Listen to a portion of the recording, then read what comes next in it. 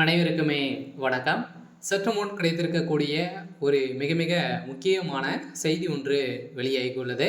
சற்று முன் திமுக விசிக கூட்டணி உடைந்தது, ஸ்டாலினுக்கு தலையில் விழுந்த பெரிய இடி, இது மாதிரி செய்திகள் வெளியாயிருக்கு. ஸோ விசிக தலைவர் திருமாவளவன் அவர்களும் பார்த்தீங்கன்னா ஒரு பரபரப்பான பேச்சு பேசியிருக்காரு. ஸோ இந்த நிலையில் தான் இப்போ அதிரடியாகவும் பார்த்தீங்கன்னா பெரும் பரவலாகவே பெரும் அதிர்ச்சியை ஏற்படுத்தியிருக்கு. சில திமுகவுடைய தலைமைக்கு ஒரு மிகப்பெரிய சவாலாகவே ஸோ இருக்கப்போது சில பார்த்தீங்கன்னா ஏற்கனவே உரசல் ஏற்பட்ட வேண்டும். அதே மாதிரி என விரும்புகிறேன், திமுக கூட்டணி வேண்டாம் என நான் அறிக்கை விட்டால் ஸோ தீபாவளி பண்டிகை போல் கொண்டாடப்படும் என விசிக தலைவர் திருமாவளவன் அவர்களும் பார்த்தீங்கன்னா ஸோ தெரிவித்திருந்த நிலையில் சதுரடியாக பார்த்தீங்கன்னா பரபரப்பு திமுகவுடைய பெரும் பரபரப்பை ஸோ ஏற்படுத்தியிருந்தது. ஸோ இதை பற்றி இந்த வீடியோவில் பார்க்கலாம். ஸோ அதுக்கு முன்னாடி நம்ம சேனலுக்கு இப்போ தான் நீங்கள் முதல் முறையாக வந்திருக்கீங்க அப்படின்னா மறக்காமல் நம்மளுடைய சேனலை சப்ஸ்கிரைப் பண்ணி சப்போர்ட் பண்ணுங்கள். ஸோ வாங்க வீடியோக்குள்ளே போகலாம். ஸோ பார்த்தீங்கன்னா அனைவருக்குமே தெரியும். ஸோ திமுகவும் பார்த்தீங்கன்னா திமுக ஒரு மிகப்பெரிய கூட்டணி அமைத்தது, ஒரு மிகப்பெரிய வெற்றி பெற்றது.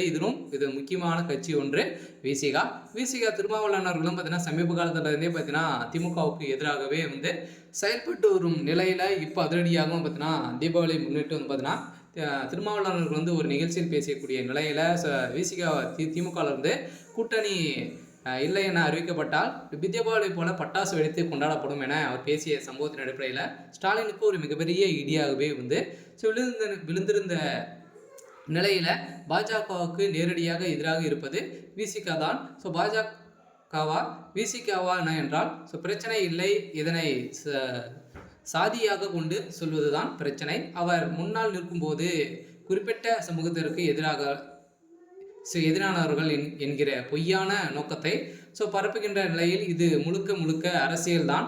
வாயிலாக திமுகவுக்கும் விசிகவுக்கும் உரிசல் ஏற்பட வேண்டும் என்பது தான் அவர்களின் நோக்கமாக உள்ளது. இருந்தாலுமே திமுக தலைமையத்துக்கான கூட்டணியில் இருந்து விசிக வெளியேற்ற விட்டால் யார் நம்மை பற்றி பேச மாட்டார்கள், அவர்களின் வேலை முடிந்துவிடும். இவ்வளவு பிரச்சனைக்கு ஒரே காரணம் விசிக அதிமுக பக்கம் போகவில்லை, பாஜகவுடன் உரையாடவில்லை என்பதுதான் என எதிர்பார்க்கப்பட்டிருக்கக்கூடிய சூழ்நிலையில்